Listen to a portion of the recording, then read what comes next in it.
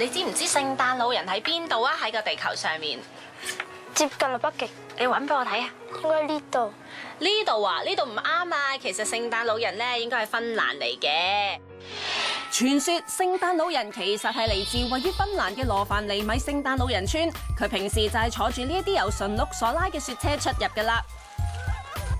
喺聖誕老人村入面，聖誕老人就忙於回信俾小朋友，為佢哋帶嚟愛同埋希望。哇！嘉威畫嘅手袋真係好靚喎，媽咪好中意啊！多謝晒啊，嘉威，你讀多啲書，將來出嚟揾多啲錢買個靚嘅真嘅手袋俾媽咪。多謝晒啊！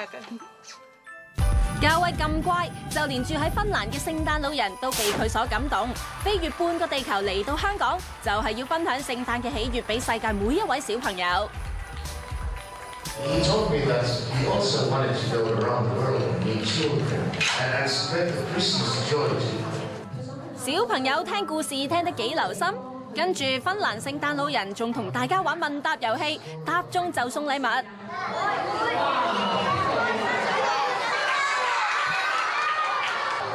之後，芬蘭聖誕老人仲同小朋友交換聖誕卡添，小朋友個個都玩得好開心啊！芬蘭聖誕老人大派禮物之餘，當然都要同大家唱返首聖誕歌啦！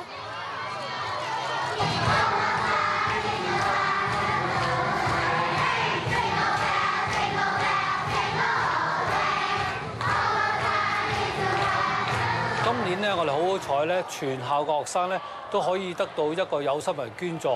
就係購買一份價值150蚊嘅聖誕節禮物，實報實銷，令到佢哋可以有一份咧佢自己心愛嘅聖誕禮物過一個聖誕節。嘉威思思，咁啱啱見完聖誕老人，開唔開心？開心。有冇啲咩説話想同佢講先？多謝。Merry Christmas to all the children of Hong Kong。相信呢班嚟自基層家庭嘅小朋友咧，真係會好多謝呢位嚟自芬蘭嘅聖誕老人啊，為佢哋帶嚟一個開心又難忘嘅聖誕節。節目嚟到尾聲啦，帶大家咧睇